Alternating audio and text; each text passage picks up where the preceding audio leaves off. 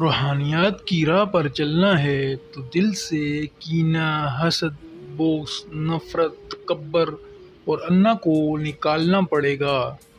دنیا کی سب سے سستی چیز مشورہ ہے، ایک سے مانگو تو ہزاروں دیتے ہیں۔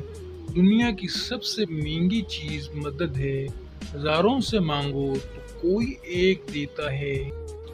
خوشی انسان کو اتنا نہیں سکھاتی جتنا غم سکھا جاتے ہیں۔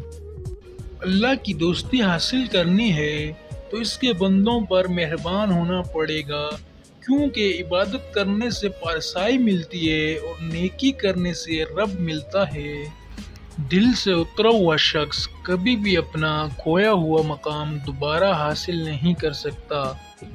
خوف اور ڈر کی وجہ سے عبادت کرنے والے غلام ہوتے ہیں، اجر و ثواب کی خاطر عبادت کرنے والے نوکر ہوتے ہیں، جبکہ محبت و الفت کے شوق میں عبادت کرنے والے خدا کے سچے اور حقیقی بندے ہیں۔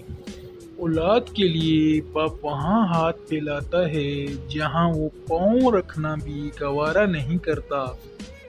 سب سے زیادہ تکلیف دہ وہ لمحات ہوتے ہیں جب آپ اپنی سب سے قیمتی چیز کو بچانے میں خود کو بے بس محسوس کرتے ہیں۔